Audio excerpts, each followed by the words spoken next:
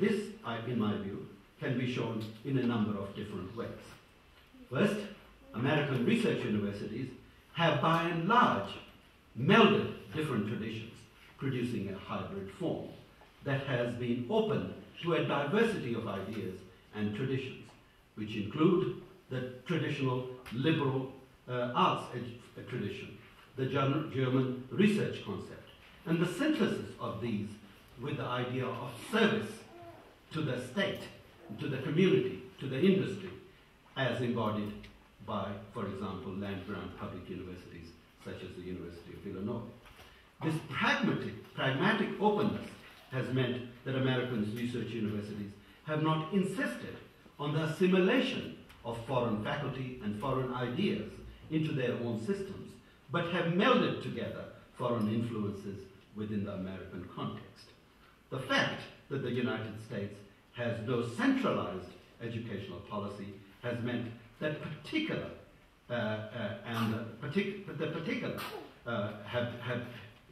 localities and institutions have been able to experiment with different forms and organizational arrangements, that they have not been under pressure to conform to a homogeneous system, although there is a great deal of homogeneity in the system.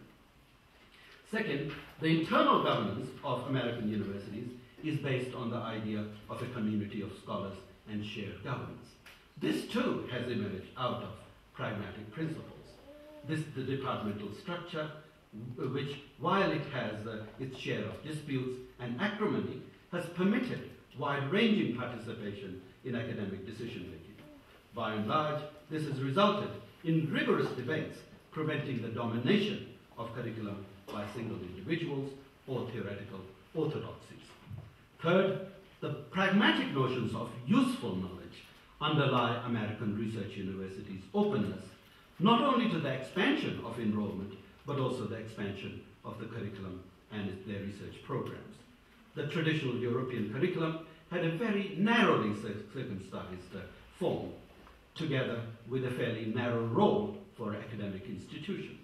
The American universities, in contrast, have been much more attuned to changing societal conditions and often moved to serve them by adding specializations, curriculum offerings, or research directions.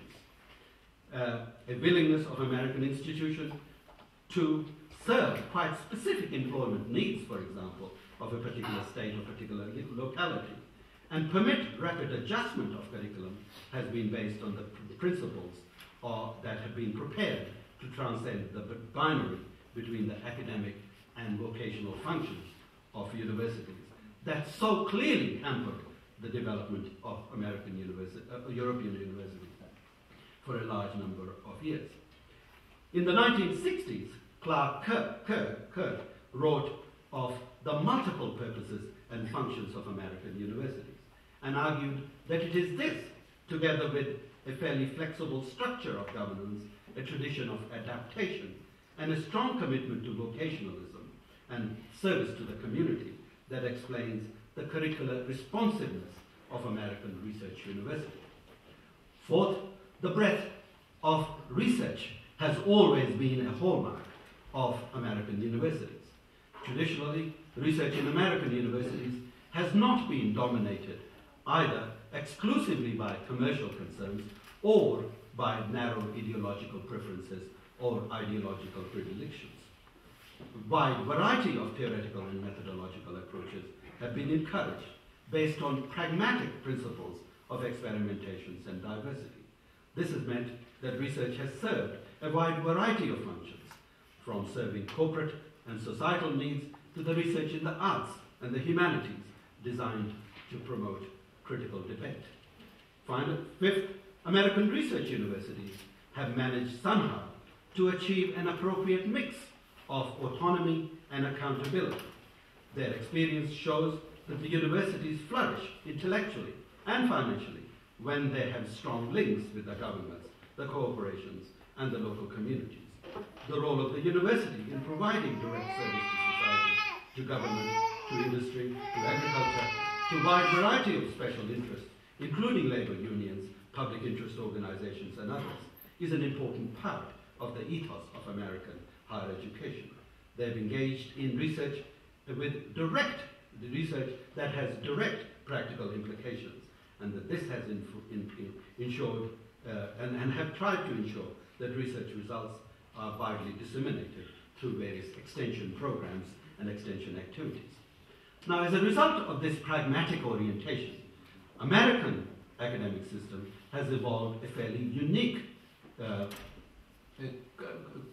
combination of considerable institutional stability, even conservatism on the one hand, and the ability to adjust to new demands and directions on the other hand.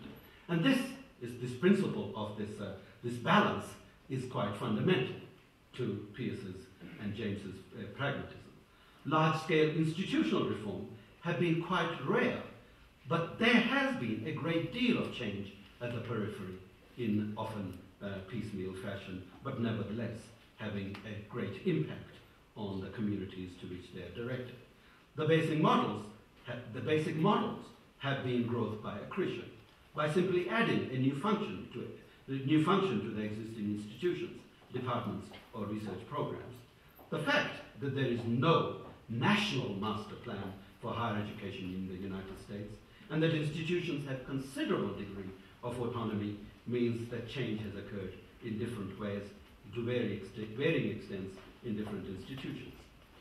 Now, in this analysis, then, I've tried to show that the historical strengths of American research universities have emerged from their pragmatism, their adaptability to new conditions and ideas, the multiplicity of their purposes and functions, the openness of their organizational and decision-making practices, their commitment to both pure and applied research, their determination to transcend the boundary between vocational and academic, the theoretical and methodological pluralism of their research, and their commitment to service. They have been successful in achieving a political settlement across often competing demands and requirements.